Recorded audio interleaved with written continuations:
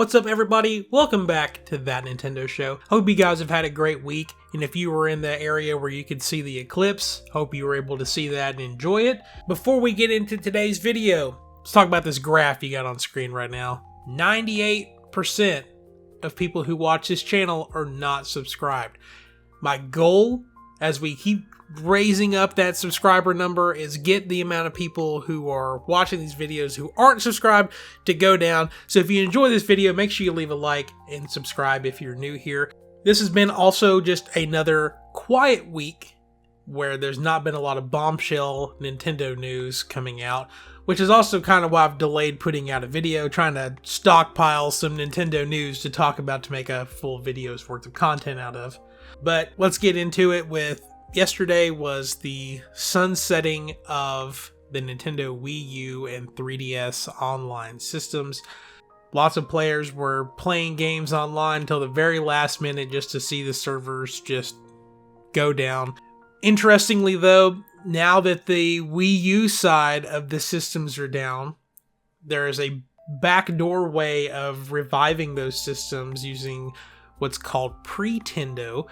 This is something that's been available for a while now, but only for people who had modded Wii U's, and the people behind making Pretendo have made it to where anybody can use their system now, whether you've got a modded Wii U or a completely vanilla one. So now there are games you can still play online using these optional DNS settings on your Wii U.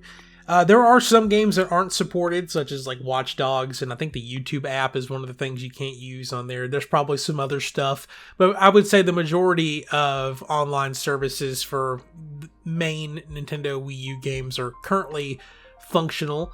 You know, things change at a rapid rate, especially when people are trying to get around Nintendo doing things. So by the time this video goes up, there's a good chance that all that stuff has been taken back down. So, but as of right now, as of the recording of this video, you can still play some Wii U games online as long as you're willing to go through your DNS settings on your Wii U and change some stuff around. I do want to make a update to something that I had said last video, talking about on the 3DS side of things about how the Pokebank and Poketransporter functions were going to stop at the same time as the online service is getting shut down. And it was brought to my attention that Nintendo has gone out to say that the Pokebank and Poketransporter stuff will eventually get shut down, but there is going to be a little more time on that side of things. So if you're somebody who is trying to complete as many Pokemon games on the 3DS as you can to transfer all your games from that system all the way up to the Switch, you do have some more time. As of right now, there's no indication of when that's going to get cut off, but I'll be sure to update you as soon as I learn something about it. Now let's jump to talking about my most anticipated game for this year, the remake of Paper Mario: The Thousand Year Door. There's been some debate online whether it actually is a remake or if it's more of a remaster. Every time I see footage of this game, it looks like a remake instead of just reusing assets and everything like that. So I'm calling it a remake. I hope that's what it is. Maybe they're even going to add new content. I don't know. But a few days ago, Nintendo did put out a new trailer.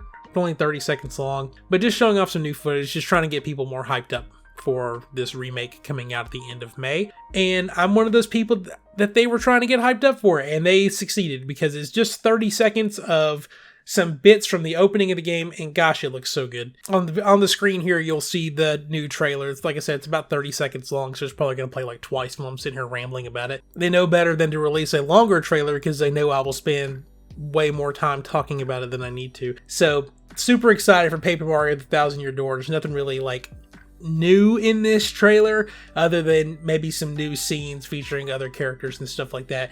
But yeah, we got just a little ways longer to go until this comes out. And I hope you are as excited for this game as I am, because I am probably gonna no-life it and just, yeah. Next up, let's talk about a survey that Nintendo has put out recently, trying to gauge customers of theirs on some potential new Mario RPG related games that may be in the pipeline. So this is something over from Nintendo Life, where some people were getting emails from Nintendo asking them in a survey about how familiar they are with any of the different Mario RPG series. So as you know, there's Paper Mario and its sister game franchise, or I guess you would say its brother franchise, Mario and Luigi. And then, of course, you've also got the Mario RPG for the Super Nintendo that just got remade about 6 months ago now. That's kind of a one-off, so I'm not really going to call it a series, but it's a thing. And so Nintendo is asking its customers how familiar you are with these games and just trying to gauge interest from them. And it seems like Nintendo might be looking to cook up a new Mario and Luigi game, or at least that's what the online consensus is. And I would love a new Mario and Luigi game. The last one that came out was in 2018 for the 3DS. It was a remake of Bowser's Inside Story. And it always baffled me that game came out on the 3DS. The Switch had already been out for a year at that point. And I'm sure that they were already just working on it and just wrapping up that project. But shortly after Bowser's Inside Story came out on the 3DS, the company behind them, Alpha Dream, filed for bankruptcy. And there's been nothing from the Mario and Luigi series ever since. And so for Nintendo to even acknowledge the existence of that series, it just gets everybody just excited. The Mario and Luigi series and Paper Mario go back a long time with me. They're some of my favorite Mario spin-offs. So no matter what shape it takes, I'm always going to be just super excited for a new series. The humor is just top-notch. I actually really like the gameplay. They're not afraid to just take anything about those games and just spin it on its head and see where it goes, because Mario and Luigi Dream Team is just a wild game. Just all over, I mean, you're inside Luigi's dreams and it's just bonkers all the way through. So I would love to see a new Mario and Luigi game. Let me know in the comments if that's something that you would love to play on your either current Nintendo Switch, or by the time this comes out, we might be playing it on something else. But let me know what you think. In our last bit of news, we're going to talk about a new patent that Nintendo has filed. Not necessarily for Switch 2, as some people online like to think, but just in general, it could be something for the current Switch, and that is a new Switch dock. Now, in the rumor field, the Nintendo Switch 2, or Switch Attach, or the sequel to their current system, is going to potentially, everything is speculation, just keep your tinfoil hats on here, is going to have an external GPU or more processing power in the dock. That's kind of where everything is running right now. And this kind of goes hand in hand with it slightly, where the I/O, which is like your in and out ports, so your USB, your Ethernet, your HDMI, and all that stuff on the back of your Switch dock, or the new Switch dock, whatever, will be able to rotate depending on which way you want the cables to come out. This isn't like something that's groundbreaking or anything. This could be something that they do for the current Switch. It doesn't have to be a Switch 2 thing. But it's just like a quality of life thing that I think most people wouldn't give Nintendo credit for like looking into. Like when I was reading this, I hadn't even really thought about how I'm not personally affected by the way that the cables come out of the Switch dock because of where I've always placed my Switch. But I guess if you're somebody who places your Switch on like the right side of your TV and your ports are on the left side of your TV, then yeah, this is kind of a big deal. And I'm excited for you if this is something that you are excited about. But I don't know if this is something that they're going to try to save until the next system, or even if it's real. I mean, yeah, Nintendo filed a patent for them, but there's no like basis to believe that this is something that's coming out anytime soon, or even if it's coming out at all. It's just their way of patenting it to say that if we do decide to do this, we don't have to do this whole patenting thing later. So you never know what they're planning on doing with it. But I would think that if this is legit and they are planning on releasing this, that it'll probably just be something for their next system, if it's a hybrid system that can dock and be played on the television. Okay, I said last bit of news, but there was something that happened middle of production of editing this video that we're going to talk about just real quick. So this is also on Nintendo Life. Apparently a YouTuber has able to get The Legend of Zelda Tears of the Kingdom, as well as some other games, to run at 4K on a modded Nintendo Switch OLED. And I'm going to put some of the clip up here. The game allegedly running in 4K, but at 4 frames per second, which, again, this is nothing really. Like, I mean, this is just I thought it was interesting.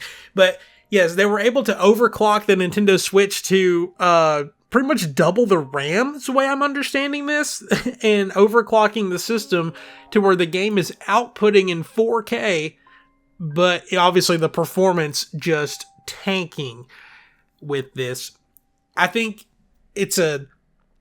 there's no telling, like, once we're beyond the Switch, what kind of, like, the modding scene's gonna look like for the system.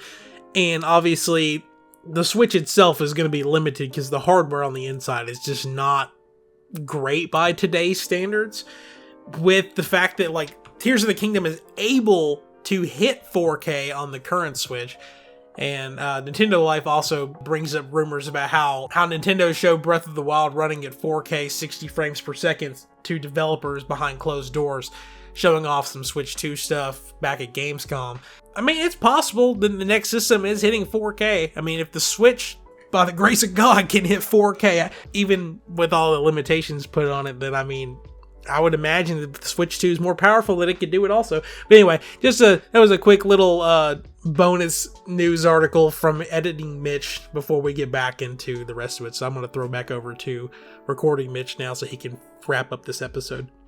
Alright, so before we close out, we're going to go over the poll that I posted last week where I asked, are you still actively playing games on your Wii U and or 3DS? With 67% of you saying, yeah, you're still playing games on them. So now, because you said this, you have to leave in the comments what games you're playing, because I'm genuinely curious. One commenter, I'm sorry I don't have your name pulled up in front of me, said that you were still playing Smash for Wii U on the system, and it made me just wonder, like, why? And I don't mean that in a negative way. I just want to genuinely know why you're playing Smash Wii U over, like, Ultimate, unless you just don't like Ultimate or something. So I just want to know why. But anyway, if you're still playing games on your Wii U and 3DS, let me know what you're playing down in the comments. And also, I have a new poll for you for this week, and it's a divisive one. It's a spicy one. Pretty much asking which Mario RPG series is your favorite. So obviously you got Super Mario RPG. Like I said earlier, it's just a one-off game, but it's a beloved game. It's the first one. It just got remade. There's a lot of just nostalgia for that series. Second would be Paper Mario. Again, the later Paper Mario games are not as RPG-ish as the first two are, but Thousand Year Door and Paper Mario 64 are some of the most, like, beloved Mario RPG games, so just curious. And then Mario and Luigi, which is kind of where I fall in there, because Superstar Saga is just a 10 out of 10 in my opinion. And yes, they kind of try some different things, and like I said earlier, they're very good at, like, breaking the mold and just trying a bunch of just random stuff and seeing if it sticks. And there's a lot of just creativity that you wouldn't normally see in other games like that, if that makes sense. No hate on any of the other ones. This is where my brain falls with it. But anyway, let me know which one of those three different series is your favorite. Again, if you enjoyed the video, make sure you leave a like. It really helps me out to see all the likes on the videos. And subscribing super helps me out, because first thing I do when I get up is I check YouTube Studio just to see what all the nice things everybody's saying. And it makes me just have a super great day. It makes me want to just keep grinding on making YouTube content and make it to where I can put out as many videos as I can. You guys are amazing, and I hope you've enjoyed this content just as much as I've enjoyed making it. But anyway, that'll do it for this week. Hope you guys have a great rest of the week, and I'll see you soon with more Nintendo news.